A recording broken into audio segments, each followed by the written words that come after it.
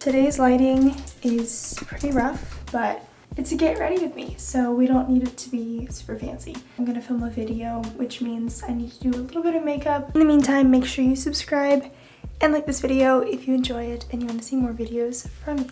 The fit. Today I am going to film the That Girl as a Christian viewpoint video. It will be up in the iCards for you guys. Go check it out after you watch this video and you can see all about how we should view that girl as a Christian.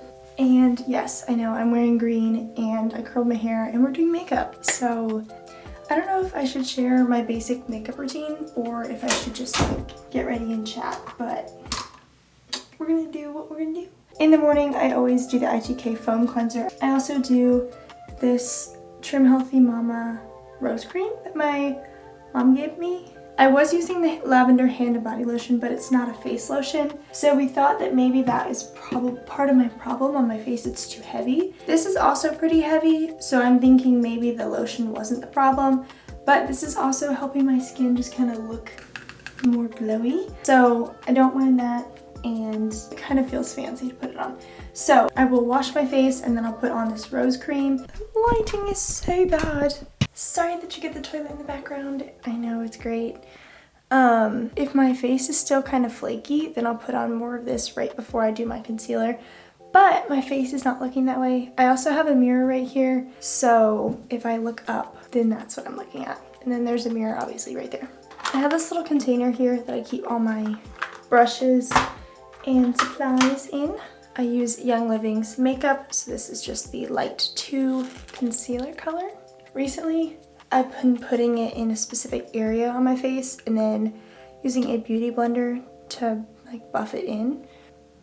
These are all the main spots that I'm doing, which I've learned is pretty basic, but then I'm also doing down here because I have this extra perioral dermatitis stuff. Obviously, it's not the best for it, but it's already pretty clean makeup and it's not like I have open sores or anything. So then I use a beauty blender, and this one's looking a little rough, but we're gonna get it wet.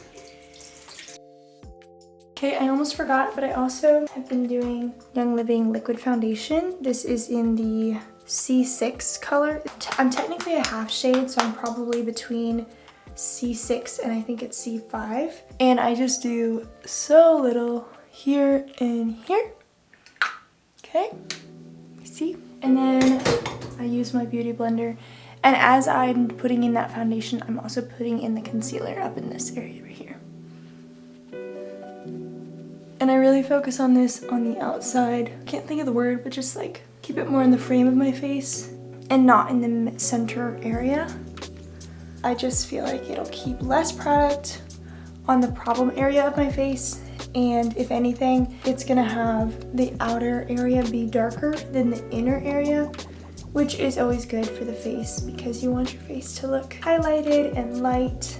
And I really used to do a lot with I used to put concealer down in the middle, but I haven't noticed that I need it recently, so I just haven't done it. Feeling so fancy. I really pretty much just curl my hair for Sundays now. So curling my hair midweek when I don't have any church service is kind of like, ooh, fancy. I know I really want this video to be more on the professional side. I expect it to get more views, so I'm kind of like doing my face a little bit better, that it will get more clicks to watch because I feel like it's good content. That might sound sketchy, but think about it like if you're going to get your professional face shots, like your company photos or directory photo. You know, when people look you up, that's what they're gonna see every time. You wanna leave a good first impression, you know what I'm saying? I kind of talked over that, but I use the e.l.f. lash and brow brush just to shape my brows, sort of. Then I'm using this cheap little brush that I have. I got with like a free set. It's just a chiseled end. And then I'm using the Young Living Sahara Desert eyeshadow palette. I'm just using this white color right here. And I just put it on the inner corners of my eyes. And sometimes I do a little bit extra. And for a camera, it doesn't hurt to do a little bit extra. Okay, then I've been taking this blending brush from Savvy Minerals, the bigger fluff on it. Then rubbing that in. And then I'm just using the basic Young Living eyeshadow brush. I bought an eyeshadow from Root Pretty, and this is just the cobblestone color.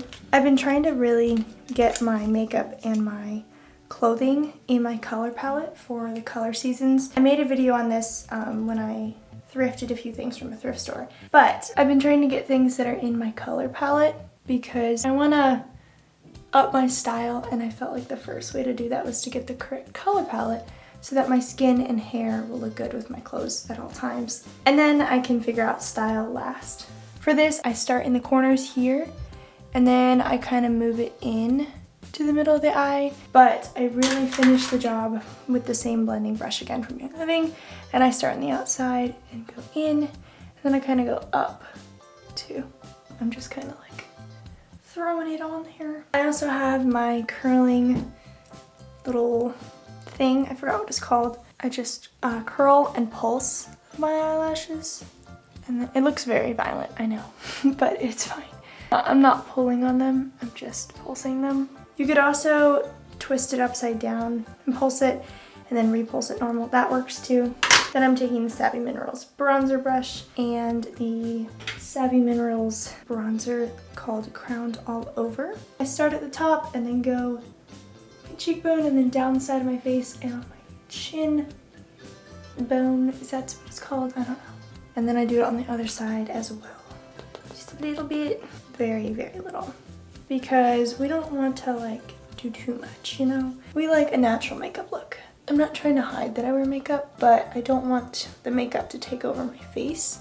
I want it to accentuate my face rather than take away from it. So I do that, but then additionally, I've also been doing in here.